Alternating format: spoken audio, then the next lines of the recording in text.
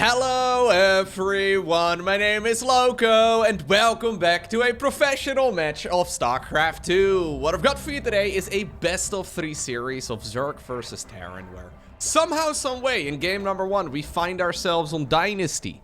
Generally speaking, an amazing map for Terran whenever they go up against Zerg. So the fact of the matter that our Zerg player here with the red Zerg pieces decided to let this particular map slip through the veto process, it indicates to me that he's got something special in mind. He goes by the name of SHIN. SHIN has been playing a lot of spicy strategies as of late, so we'll have to find out if this is going to be one of those series as well. His opponent, alright, leaving the front door wide open. You may have already guessed by the little rebellion icon, but also by the building positioning here, because this is a little bit funky. Why would you not wall off with the blue Terran pieces? We're looking at ByuN's main command center. Well, the reason why you don't necessarily want to wall off is because it, well, can throw your opponent off guard just a little bit. When the Overlord Scout comes in, it's going to be quite difficult for the Zerg player to figure out exactly what's going on. When you don't see the barracks on the high ground, it would immediately indicate that it's a command center first. But he's already flying the Overlord on over in this direction, so I think SHIN may have accidentally counterplayed it. Anyway, so far, nothing all too weird here from SHIN. He's been taking a page out of Dark's book as of late, where he's been playing a lot of very chaotic games, he's playing a lot of very cheesy games. But apparently not right here on Dynasty. We're just gonna go for the good old hatchery on the low ground, and we're ignoring this gold-based setup here for now. Command Center, though, will be going down over at the golden mineral line on the other side of the map, so this is something that is very attackable with roaches, with ravagers, that sort of thing, so we'll have to keep an eye out on exactly here what SHIN decides to go for, because I don't think he can really just let a Terran player get away with a gold base this early on. It's gonna be a second Rex on the back of this too right here for ByuN, so we're gonna go single Reaper, scoutless single Reaper, no wall off on the high ground, straight second barracks, no factory. This is basically ByuN saying, yo bro, what are you gonna do about it? Well, apparently SHIN wanted to do something about it in the form of a gold base, but that's not going to happen. ByuN is very good when it comes to picking strategies for a series. I feel like he very frequently, in basically any match that I see him play, he goes for builds that would be pretty horrendous on the ladder.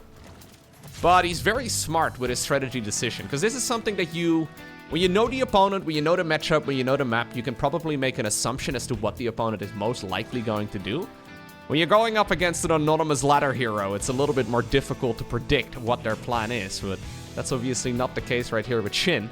Maybe he has been showing us some cheesy builds as of late, but apparently ByuN is not all too scared about it, and so far, it seems like it's working out just fine here for the South Korean Terran player, not really doing anything, too risky. And it looks like he's gonna be able to get away with just a good old 2-1-1 without actually ever walling himself in. Now, do I recommend on the ladder that you skip SCV scouting, that you don't actually make a Marine before making a reactor, that you don't wall yourself in with a barracks? No, I don't recommend any of these things. It's a pretty terrible idea if you're playing best of ones, right, against ladder heroes, but in a tournament setting, when you're playing a best of 3 and you know the opponent very well, it might just be something that you can get away with. Because the advantages right here for ByuN, well, they're very small. He's really just getting that reactor out ever so slightly quicker. That just allows him some, well, maybe a couple additional seconds on the third Marine, really. Because usually you make a Marine before making a reactor. So the differences are minute, but it's nice to see. And it's going to certainly be a little bit annoying right here for SHIN. So SHIN, by the way, so far, just playing Dynasty as a straight up macro map. Little bit surprising to me. This map historically has had an amazing win rate for Terran against Zerg.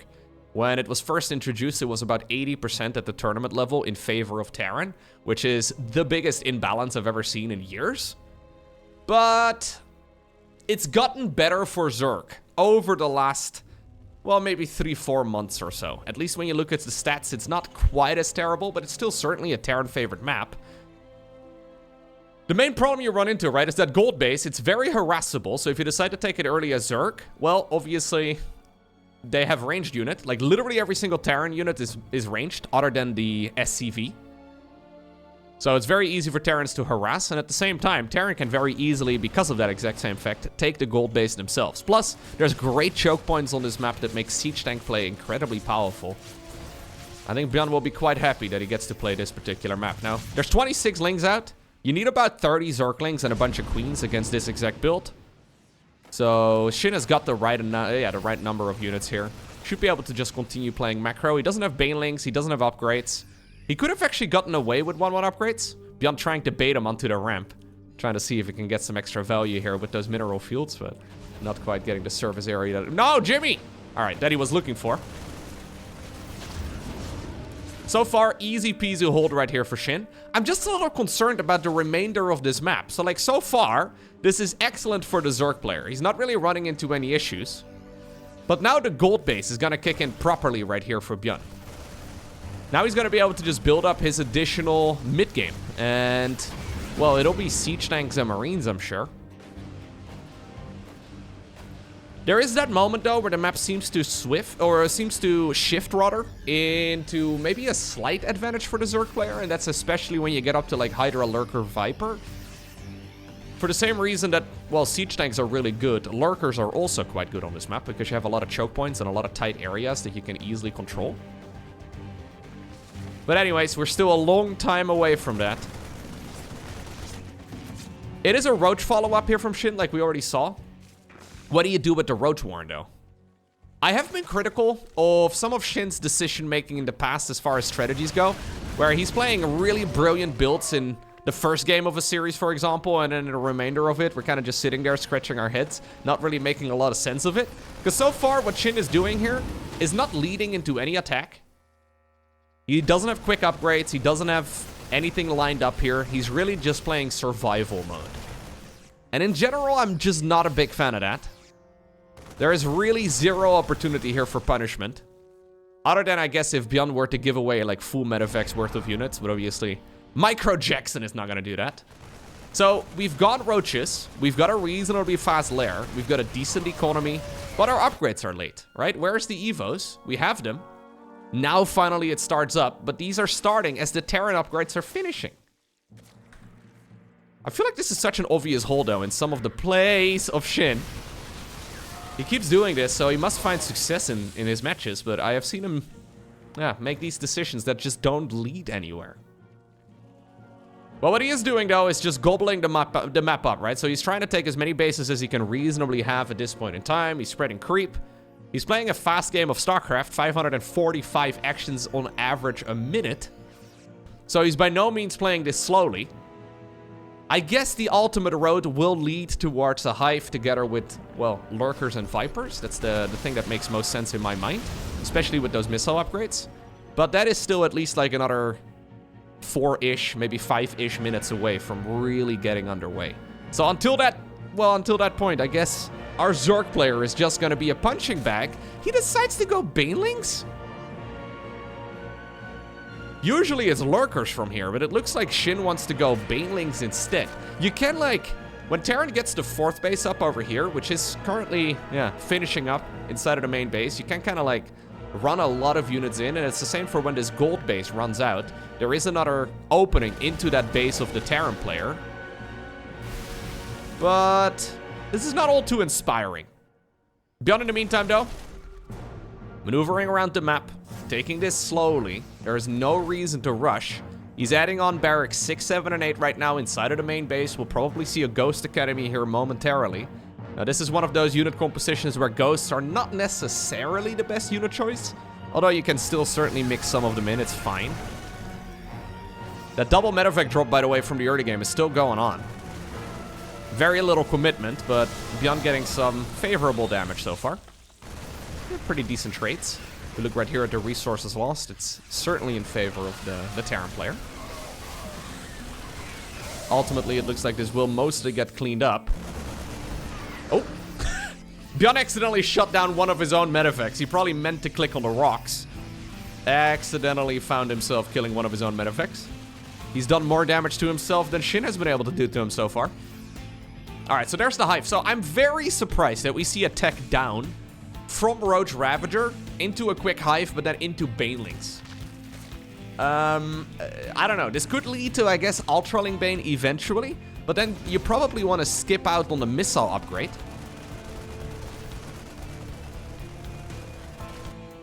Let's let him cook for a little bit. In the meantime, ByuN is doing what ByuN likes to do best. We're setting up a nice... Yeah, it's an Ultra Cavern. We're setting up a nice little macro game. I just don't really see these type of builds win for Zerg. Like, he's not dead by any stretch. He's got a great economy. But I just rarely see Zerg players win with this sort of army composition, specifically on this map. So if you're playing a best of 3 and you get so many vetoes, to let this map slip through and then decide to play a straight-up macro game is a little bit of a surprise to me. But hey, ByuN is probably, yeah, equally surprised. He's more than happy to continue just playing this in a very normal setting. We don't yet have a Ghost Academy. Marauders instead are going to be hitting the battlefield. We have 5 command centers on the production tab, and now a Ghost Academy is coming up. So ByuN is just cruising. You know how there's like in the StarCraft 2 arcade, there's like macro trainers? This is basically ByuN playing a macro trainer in an actual competitive match. This is like the perfect warm-up game for ByuN.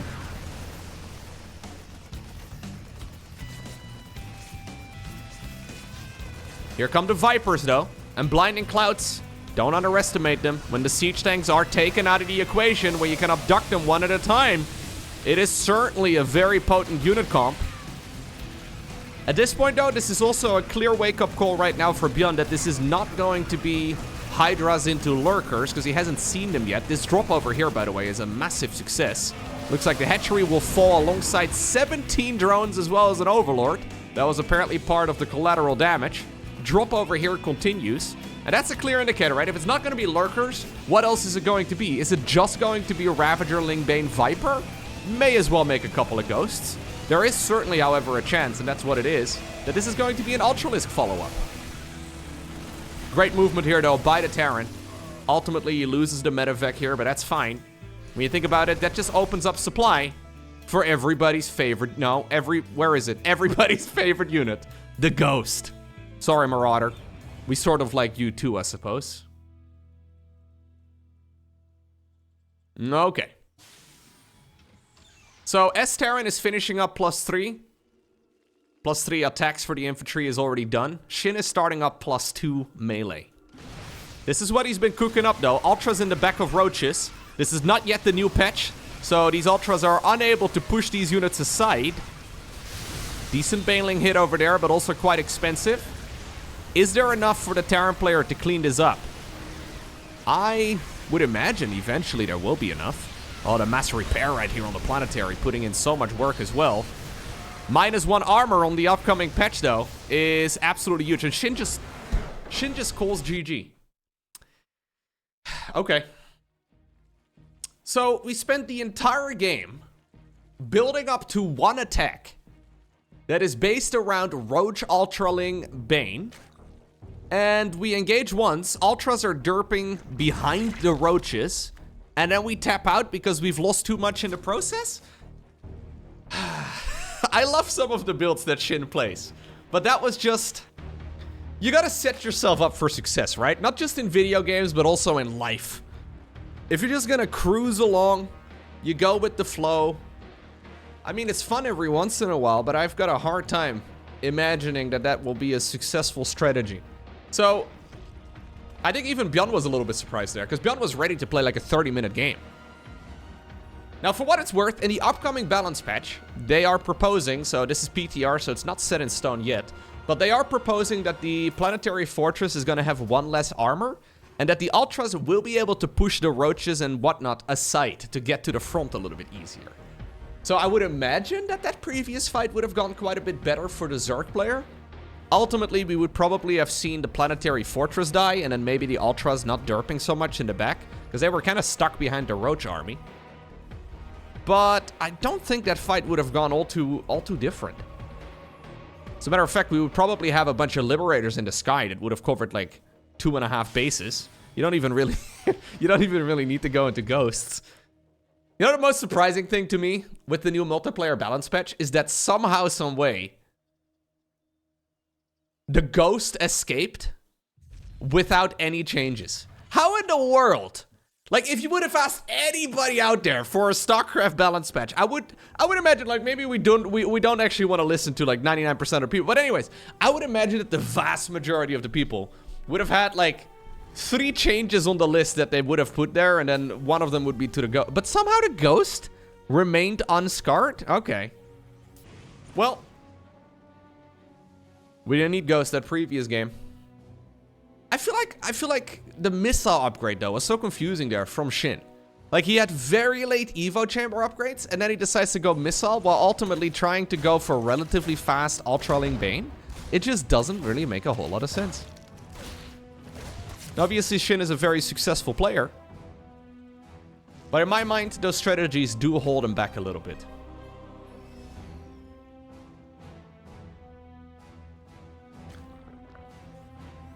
As much as I dislike some of that decision making from SHIN, as good as ByuN's has played though, he's been doing a phenomenal job picking his build orders, picking up his strats.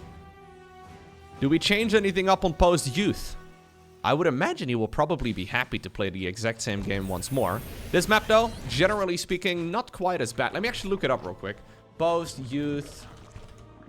Let me look up the win-loss ratios for the professional level. Yeah, so this map is certainly SHIN's map pick, because it's got a win rate of 47.6% for Terran. One of the reasons that we haven't seen this map all too much is that it's relatively bad for Terran. Now, you know it's a pretty good map pool when the worst map for Terran has a 47% win rate. But you know, you gotta take your advantages where you can get them. Roachworn coming up in about 3.5 minutes together with a second gas geyser. So that's a big indicator that SHIN wants to send some of those units across the map. I would imagine we're gonna stop making drones? Or not?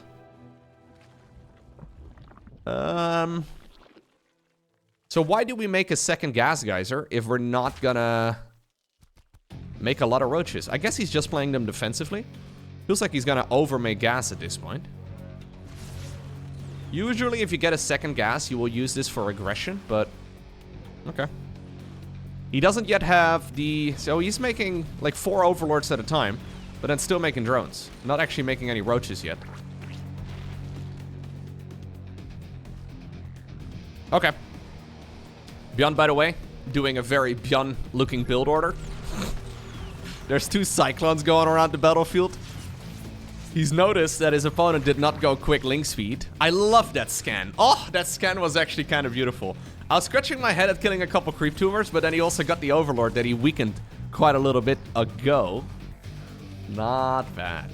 Lucky for SHIN, he overmade a few OVs. So he actually did not hit a supply block there, but that could have been a bit of a problem. Again, so this is kind of turning into a very similar situation now for SHIN, where he's essentially just a Zerg punching bag. He can't really do anything with his army. I mean, he can try. He doesn't know, though. Like, he has no clue about what's happening on the other side of the map, right? He hasn't scouted, so for all he knows is there could be 2 Banshees ready to fight right now. Lucky for him, that's not the case. As a matter of fact, this is quick triple Rex right here, so triple CC into triple barracks. Stimpec is finishing, though, and I think that should be more than enough. Those few Cyclones from earlier, just trying to soften all of this up. Is there enough for the Zerg player to push this back? Nah. Not gonna be able to achieve anything. Man with gun. Pretty good. Look, I don't want to be a jerk. I sometimes feel like I'm casting these games and I'm just being mean the entire time. But I'm just looking at this build order from Zerg and I'm just, again, scratching my head. Because it doesn't lead anywhere. It just leads to survival. Now, it did lead to 69 drones. And some might say that's pretty... nice! Sorry. But... I mean, I dislike this one less, if I'm being honest with you. So we have 1-1 upgrades here together with the Roach speed and then also... No! Nope. Okay, we're going Bailing Nest again. I guess we're once more going +1 missile. This looked to me like he was once more gonna go Hydra Den into Lurker Den. Together with a Hive. But instead we're gonna go +1 missile into a Bailing Nest together with an Infestation Pit. So I guess we're once more going Ultraling Bane with +1 missile. So we're really just making a bunch of roaches this game to not die and then eventually overwhelm with Lingbane Ultra? Okay. Well, it's definitely deliberate. It wasn't a misclick in the previous game. So let's see.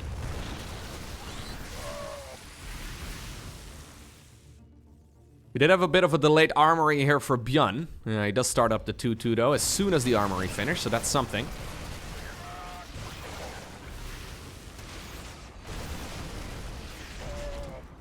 Okay. There was not enough room in the plane for Jimmy. Sorry, Jimmy. The Metavex were full, buddy. We got a couple infestors coming up. Okay, so that's a shakeup.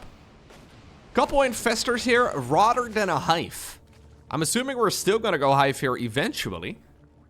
Probably pretty soon. Maybe 2-2 first and then into a hive. Yeah. But this is very much so a I don't want to die, so just come and hit me in the face type of strategy. I would mind this less if, like, the current meta was Zerg favored in the late game. But I just don't see that being the case. It seems to me that Terran has got a very good win-loss ratio in the late game of TVZ.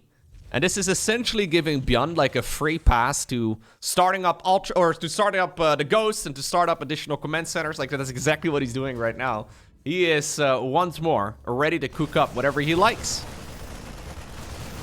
Now, you can definitely not afford losing bases. No, okay. Fair enough. Fungal? Nah. Can't really get the corrosive balls anyways. Another hatchery though is coming up, and there is indeed the hive.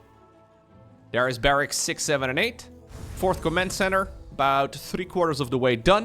You probably see that one flying on over here. Ghost Academy is probably gonna go somewhere over here, and then we go straight into the 3-3 upgrades too, when the 2-2 is done. Okay. Now, one thing we have seen quite a bit in the ultimate late game, especially from Rogue, is we have once more an Ultra Cavern coming up. We have been seeing a lot of mass Overseer styles. I haven't seen anybody else play it other than Rogue, but Rogue does make Zerg late game look a hell of a lot better. Now, oh, big fungal! Big fungal! Oh, corrosive balls actually dealt more damage there than the Banes. The siege tank anchor over here was ultimately good enough. That was very sketchy there for ByuN. But those siege tanks set up like that made it very difficult for the Zerg player to commit pushing in. But you still have to be on your toes here. 2nd factory. 5th command center. 3rd factory. 3rd factory before we go... 3rd factory before we go into... That surprises me. Before we go into a Ghost Academy. Terrans have become quite allergic to ghosts lately. We're gonna go Marauders instead of Ghosts. Oh! Oh! Oh, jeez! Somebody get the NBA on the line. That was close. SHIN preparing for his switch to become a professional basketball player.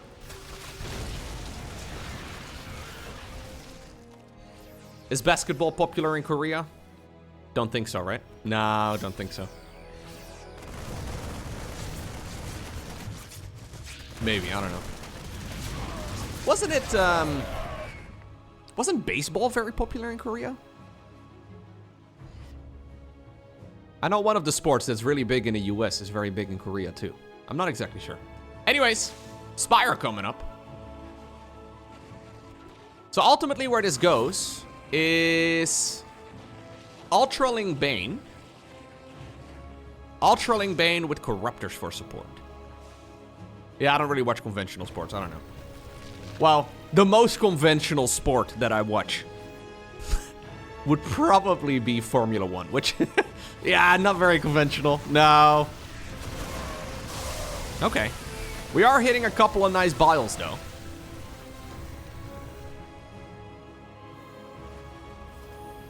Yeah, but how do you break this? Look at this. Ay. This is one hell of a setup right here from ByuN. We're already up to 11 siege tanks. And he is like, this is invited though by SHIN. I feel like Shin is like, yo, wanna come to my birthday party? You get to make siege tanks, liberators, ghosts, and command centers. And ByuN is like, yo, that's exactly what I love. This is the Terran dream right here.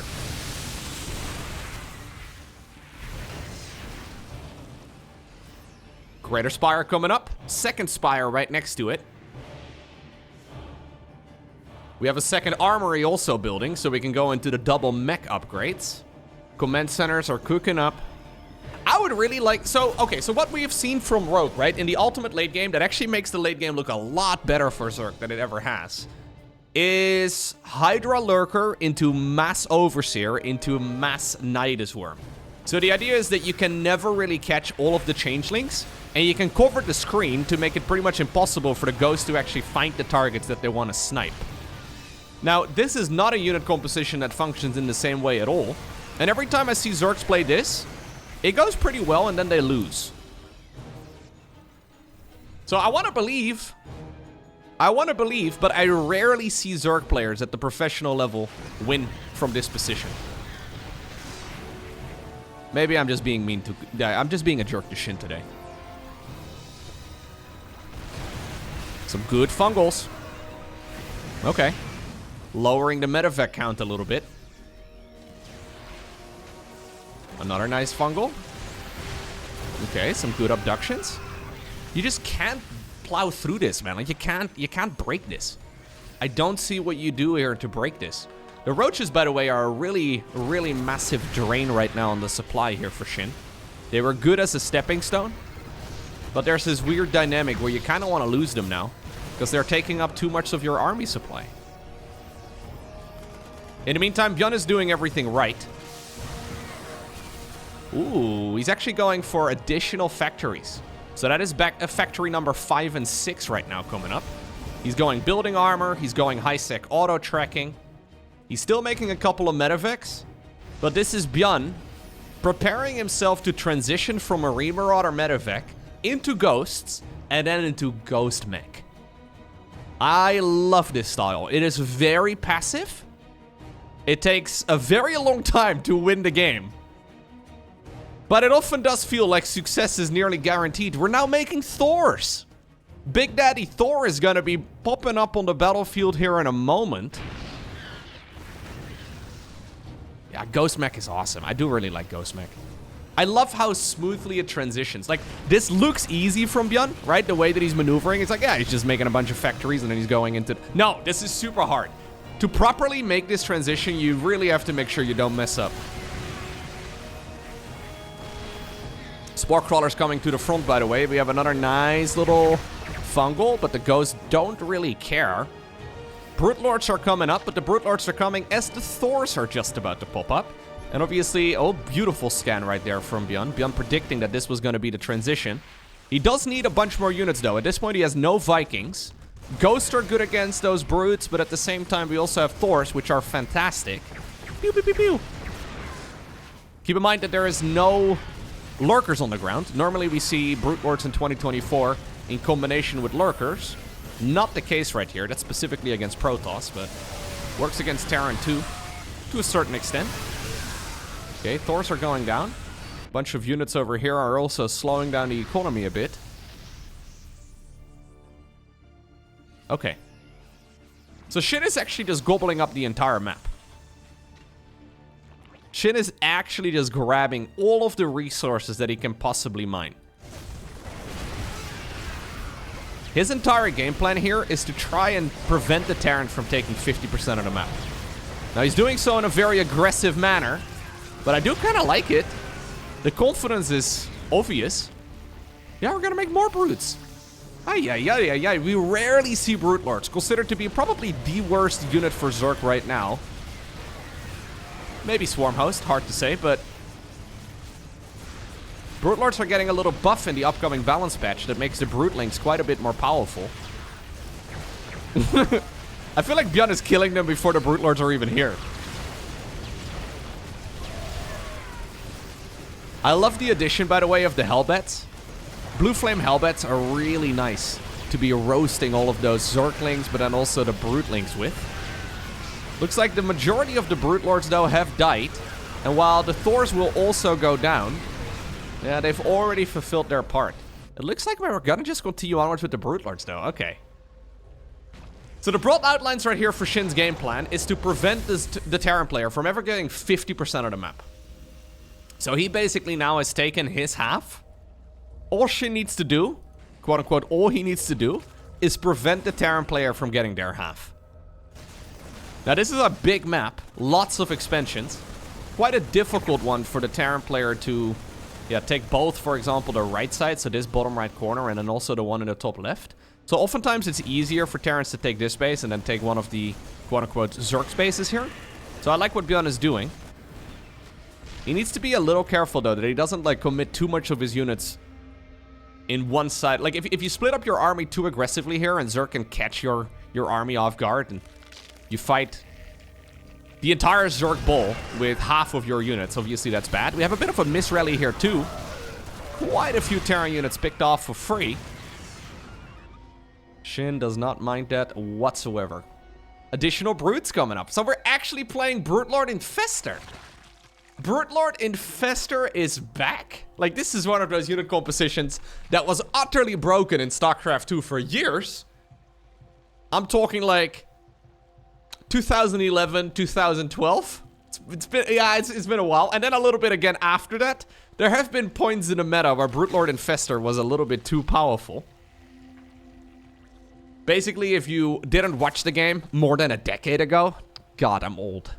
Anyways, if you didn't watch StarCraft 2 in the early days, Zerg would be basically turtling as hard as possible to get to ultimate Brute Lord Infestor. And Infestors were much better, Brute Lords were much better, everything got nerfed. But it was usually the Zerg players just trying to play survival until they would ultimately get up to like that death ball. And then they would just win the game. So even though that strategy wasn't very fun after seeing it for several years, as we once more have a couple of ghosts being a little overly aggressive. Yeah, now that we... Oh, they did get some really nice EMPs off, though. Looking at the energy bar right there of those Infestors.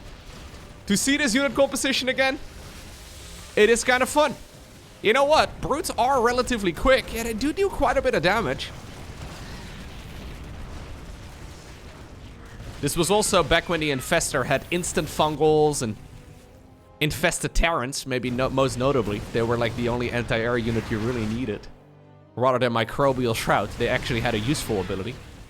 Anyways, 2-2 finished up right now for the Zerg's flyer units, and they may very well come in handy here with all of these Terran units hanging out on the creep. It looks like the Hellbats and the Marine over here, they're gonna try and sacrifice themselves to kill some of those Spires. But this is a trait that Shin will happily make any day of the week. A mostly mined out base for half of the Terran's units, and then also the expansion over here on the left side killed. I don't think it's the end of the world. Still plenty of mineral fields to mine right here for Shin, who's now taking the base in the opposite location.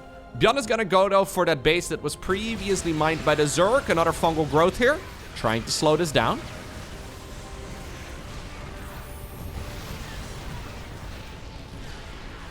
Okay. I mean, honestly, this Brute Lord unit composition is going to be significantly better in the upcoming patch. We haven't really seen Brute Lords much as of late, but this is looking mighty fine right here for Shin. Does he have enough to actually overwhelm the Terran? What a strange unit comp. Not something that we generally see in 2024, but he's getting a lot of work done.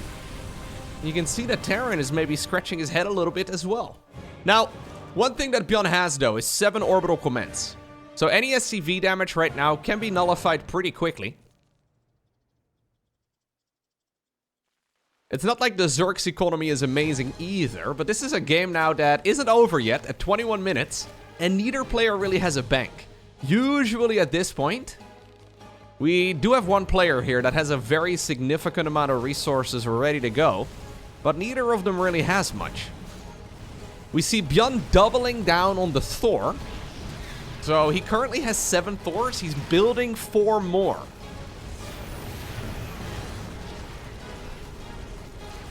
Okay. Phalanx hunting down ghosts, but the ghosts staying out of sight for now. One of the THORs overextended. Yeah, so it's very clearly a reaction to those Brute Lords. But pure Thor is obviously a horrible unit comp. Neurals? Neurals, yeah! I was gonna say, we saw the Infestors tunneling in. A couple of the Thors are taken control of by the Zerg player, who's now saying, yo, nice Thors you got there. Don't mind if I do.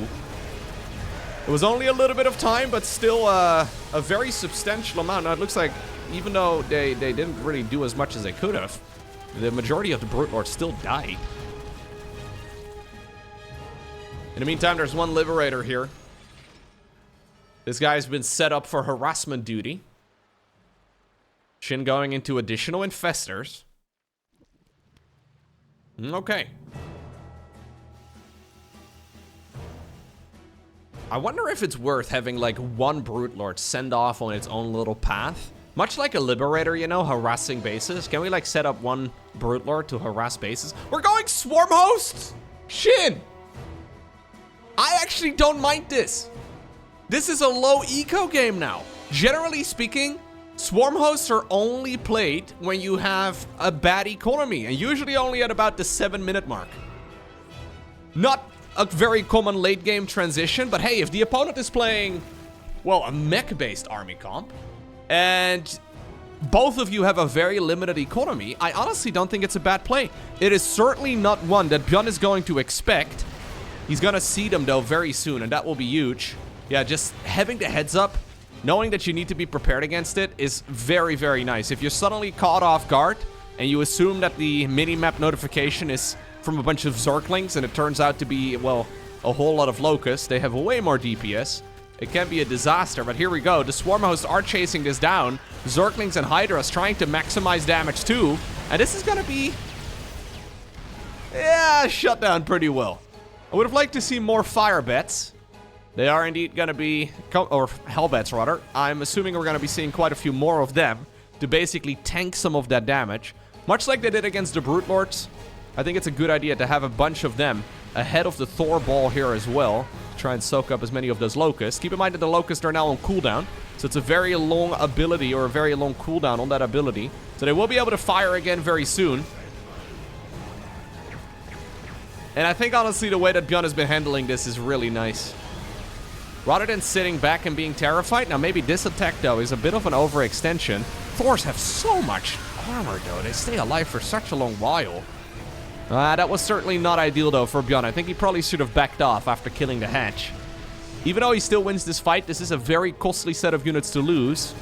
And obviously, Swarm Hosts, they do tend to gain value over time. Well, that being said, at this point, there is more supply available for the Terran, and Zerg is only at 114 while playing a Swarm Host-based unit composition.